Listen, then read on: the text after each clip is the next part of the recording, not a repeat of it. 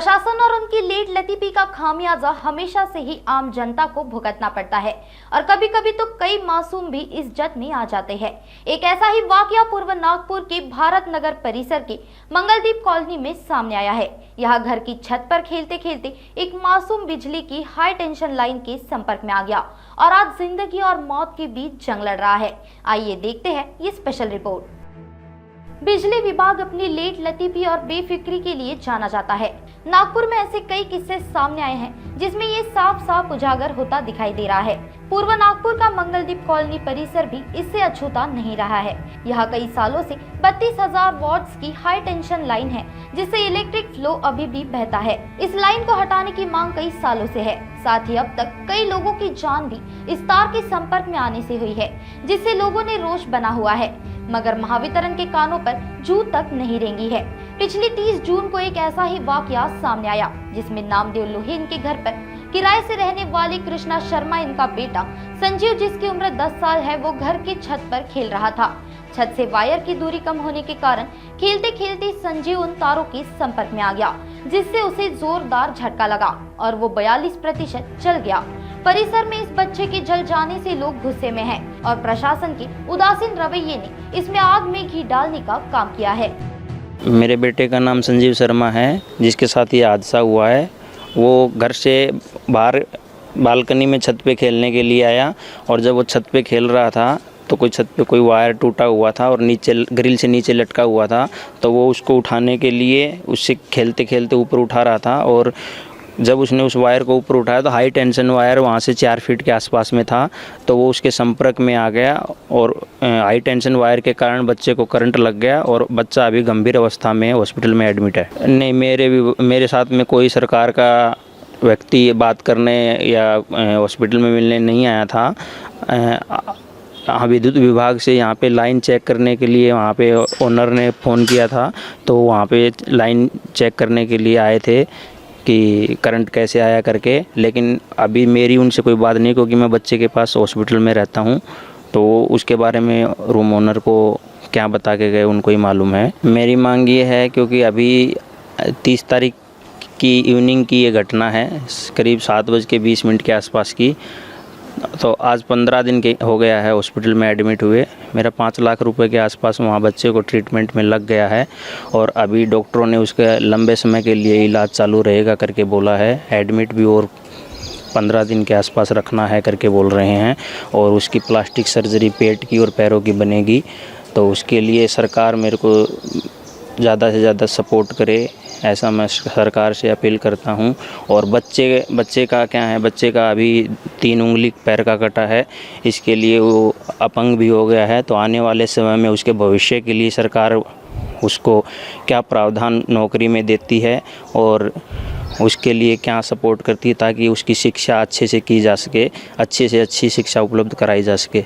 संपूर्ण हादसे में हम जिम्मेदार ठहराते हैं ये विद्युत विभाग की जो लाइन है, या तो ये लाइन इतनी हाई टेंशन की लाइन बस्ती के बीच में से नहीं देनी चाहिए थी। अगर देनी चाहिए थी तो इस लाइन के जितने भी नंगे तार हैं उनको कवर करना चाहिए था, और अगर ये लाइन सही है तो बस्ती बनने के पहले उनको एक बार यहाँ पे चेक करना चाहिए था और उसमें अपने हिसाब से उसकी देख रेख करनी चाहिए थी। मेरे मन पे उस समय यही गुजरी कि कुछ भी हो जाए, मेरे को बच्चा बच जाए, उस समय उसकी सांस लौट आए, बस यही मैं सबसे दुआ करता था। और बच्चा हर तरह से हर तरफ से सबसे प्रेम करता था, मेडिटेशन वगैरह करता था, तो बहुत अच्छे ग्रुप से जुड़ा हुआ था, तो वहाँ मेडिटेशन करने वालों की दुआओं से बच्चा अभी मतलब बच तो गया है, लेकिन गंभीर अवस्था में ही एडमिट है अभी हॉस्पिटल में। आपको कब पता चला? आप घर पे नहीं थे, आपको कब पता चला, कैसे क्या हुआ? मैं घर पे नहीं था। उसकी बड़ी बहन है 1 साल बच्चे की, उसने मेरी बेटी ने मेरे को फ़ोन किया कि पापा भाई को करंट लग गया है, आप जल्दी से जल्दी आ जाइए। तो मैं वहाँ पे उस समय पे महल में था और महल से मैं तुरंत वहाँ पे बाइक से आया। तो जैसे आया तो बच्चे को नीचे कॉलोनी के भाई लोग जो है ना नीचे लेके आ गए थे, तो वो गाड़ी में मैंने आके गाड़ी में बैठाया था और नोएडा हॉस्पिटल में इमरजेंसी में एडमिट कराया था। अभी उसे पता नहीं है कि एग्जैक्ट क्या हुआ है? अभी उसको कुछ नहीं पता है, सिर्फ उसको ये पता है कि वो छत पे खेल रहा था, और खेलते खेलते उसके साथ ये हादसा कैसे हो गया उसको भी अभी कुछ समझ में नहीं आ रहा है। बहुत तकलीफ़ होती है, हर बार रोना आता है। मैं तो यही भगवान से दुआ करता हूँ कि कैसे भी वो अपने पैरों पे खड़ा हो जाए और अच्छी शिक्षा ग्रहण करके सरकार उसको सपोर्ट करे, कुछ नौकरी में हेल्प करे उसके लिए, भविष्य के लिए। आज ये बच्चा जिंदगी और मौत के बीच झूल रहा है, मगर महावितरण के अधिकारियों द्वारा इस बच्चे की सूद तक नहीं ली गई है। साथ ही बिजली विभाग अपनी जिम्मेदारी से दूर रहकर बच्चे के परिवार पर ही गलत होने का दावा कर रहा है। बच्चे के पिता एक ट्रांसपोर्ट ऑफिस में काम करते हैं और कम मासिक आय में अपना घर चलाते हैं। अब तक 6 लाख रुपए बच्चे के इलाज में खर्च हो चुके हैं और अभी और खर्चा लगाना तय है, मगर दूसरों की गलती के चलते इस मासूम को और इसके परिवार को ये परेशानियां झेलनी पड़ रही है। ये बच्चा आज अपाहिज हो चुका है और दोनों पैरों पर ये खड़ा हो या न हो, ये बच्चा आज अपाहिज हो चुका है और दोनों पैरों पर ये खड़ा हो न हो पाए, अब इस पर भी कोई साफ साफ कहने को तैयार नहीं है। वो बच्चा छत पे खेलते खेलते अचानक उसको आइडिया था नहीं कि भाई इधर इतनी बड़ी पावर की लाइन है, और वो उसने कैसे उसके साथ में संपर्क में आया ये तो अभी बच्चा बता पाएगा। लेकिन वो लाइन इतनी नज़दीक है उस छत के कि हम भी समझ नहीं पाए, और बच्चे के माता पिता को भी इस बारे में पता नहीं था। वो ऊपर खेलते खेलते चला गया और उसकी संपर्क में आने से उसको झटका लग गया। अभी यहाँ के लोग इतने नाराज़ हैं इस लाइन से, यहाँ पे कई हादसे हो चुके हैं, कई 2-3 जाने इस लाइन की वायर की वजह से जा चुकी हैं, और प्रशासन की तरफ से इस लाइन को हटाने के लिए, इसको अंडरग्राउंड करने के लिए कोई ऐसा विचार अभी तक है नहीं। कैसे कैसे ऐसे लोगों की जानें जाती रहेंगी। अभी एक छोटा सा बच्चा है, वो अपाहिज हो गया, जिंदगी और मौत की जंग लड़ रहा है हॉस्पिटल में। आज तक न प्रशासन की तरफ से कोई मदद मिली उसको, न कोई उसको देखने गया। अभी ऐसे ही हम यहाँ अपने बच्चों की जान गंवाते रहेंगे तो कैसे इस प्रशासन का आप साथ देंगे। अभी यहाँ के लोगों में इतना रोष है, अभी यहाँ पे अगर इसका कोई समाधान तुरंत प्रभाव से प्रशासन ने अगर नहीं निकाला तो यहाँ के लोग एक बड़ा आंदोलन करेंगे। ये प्रशासन के खिलाफ बड़ा आंदोलन हो जाएगा। यह एक्चुअल में क्या है कि प्रशासन पूरी आंख बंद करके बैठा हुआ है, मूक दर्शक बना हुआ है। 33,000 की लाइन यहाँ लोगों के घरों के ऊपर से गई हुई है। अगर एक वायर ही टूट जाए तो कितने लोग मरेंगे। 220 का कनेक्शन अपने घर में होता है, उससे आदमी की जान चली जाती है। 33,000 की लाइन बस्ती से जा रही है, तो प्रशासन की तरफ से तो बिल्कुल यहाँ प्रशासन अंधा होकर बैठा है। अगर ये वायर समय से नहीं निकाली गई, अगर इस पर ध्यान नहीं दिएगा तो कब कितना बड़ा हादसा हो जाएगा, इसका कोई विचार अभी तक किसी ने किया नहीं है। कितना बड़ा हादसा हो सकता है इस वायर की वजह से। कई हादसे यहाँ पे हो चुके हैं, कई जाने गई हैं गली में, यहाँ पे बस्ती में कई जाने जा चुकी है इस वायर की वजह से। लेकिन फिर भी नंगे वायर हैं, खुली डिप्पियाँ हैं। प्रशासन को इसकी तरफ से ध्यान देना चाहिए। बिजली विभाग भी इसके लिए कुछ नहीं कर रहा। ऐसे ही ये सब भगवान भरोसे चल रहा है। स्थानीय प्रशासन और स्थानीय नेता जो लोकल पुलिस स्टेशन है, उनकी तरफ से अभी तक कोई मदद का आश्वासन भी नहीं मिला है, और वो ज़्यादातर उन लोगों को अभी तक तो कोई उसको हॉस्पिटल वगैरह में देखने के लिए आया नहीं है कि क्या मदद होगी क्या नहीं होगी। अभी वो जो उसके पिताजी हैं वो एक छोटी सी नौकरी करते हैं, और वो बच्चा जिंदगी और मौत की जंग लड़ रहा है, और उसको इतनी मेडिसिन लग रही है, इतने ऑपरेशन वगैरह उसके बताए गए हैं। उसके पैर की उंगलियां, अंगूठा वगैरह सब काट दिए गए हैं ऑपरेशन के दौरान, सर्जरी उसकी हुई है, और अभी भी काफ़ी लंबा इलाज चलेगा। लेकिन प्रशासन की तरफ से कोई मदद उसको अभी तक मिली नहीं। इससे पहले भी कई हादसों में लोगों को अपनी जान गंवानी पड़ी है। इसमें एक महिला का भी समावेश है।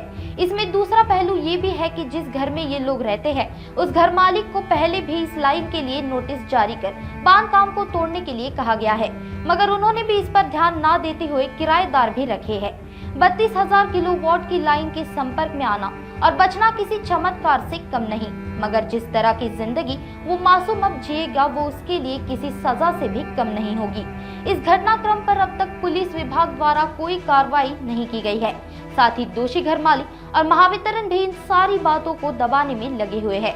जाहिर सी बात यह है कि एक मासूम की जिंदगी की कीमत महावितरण की नजर में कुछ भी नहीं है।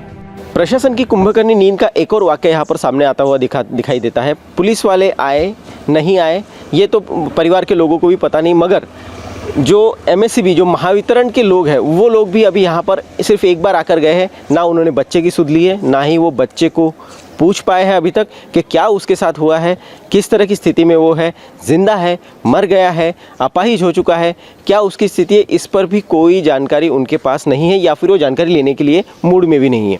उन्होंने सिर्फ एक बार आए, वायर चेक की, क्या उनकी वायर तो ठीक है, और वो वापस लौट गए। आज स्थिति ये है कि बच्चे के परिवार के स्थिति आर्थिक स्थिति बहुत ही कमज़ोर है और साथ ही साथ 5 लाख रुपयों की बड़ी रकम खर्च हो चुकी है, मगर अभी भी बच्चा उसी गंभीर अवस्था में है और पैसा और भी लगना है। मगर किसी ने भी आगे आकर एक बार भी ये नहीं पूछा कि आपके बच्चे की स्थिति क्या है।